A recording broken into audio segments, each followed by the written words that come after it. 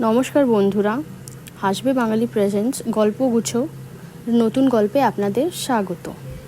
আজকের গল্প হলো রসগোল্লা হারানোর রহস্য। বনগ্রাম চঞ্চল একটা শহর, আর এখানে ভোলা মিষ্টান্ন ভাণ্ডারের রসগোল্লা ছিল গর্বর বিষয়।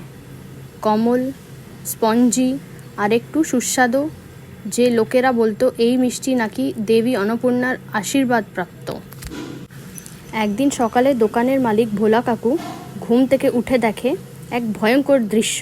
তার নতুন তৈরি করা 108টা রসগোল্লার একটাও নেই, কোথাও কোনো চিহ্ন নেই।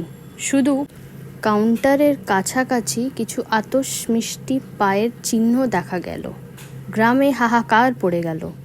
এটা কি ভূত করলো, নাকি প্রতিরস্ত্র মিষ্টি বানায় যারা তারা?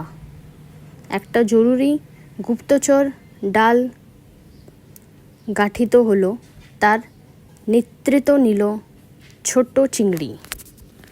ছোট্ট চিংড়ি একটা 10 বছরের ছেলে, যে যার গোয়েন্দা বই নিয়ে বিশেষ রকম অবসেসড।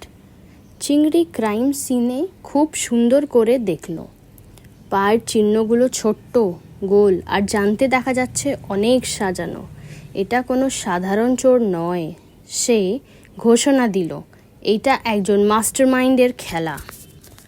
তারপর একটা বড় সার্চে রোমাঞ্চক অভিসার। দোকানের এক প্রান্তে একটা একদম মোটা কাটা এক কাঠবিড়ালি দেখা গেল, একটা ছোট্ট জানলা দিয়ে পাস করতে যাচ্ছে। একটা পুরো রসগোল্লা তার মুখের মধ্যে ঢুকানো। আরও গবেষণার পরে বের হলো একটা অসাধারণ গোপন বৈশিষ্ট্য।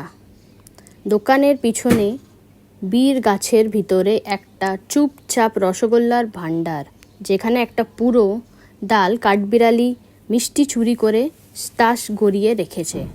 ভোলা কাকা ভালো মতো অবাক হয়ে গেলেন। আজ থেকে যেই কাঠবিড়ালি রসগোল্লা চায় তার একটা বাদাম দান করতে হবে। আর এইভাবে বনগ্রাম হলো একমাত্র শহর যেখানে কাঠবিড়ালি বাদাম দিয়ে রসগোল্লা ক্রয় বিক্রয় করতে থাকলো।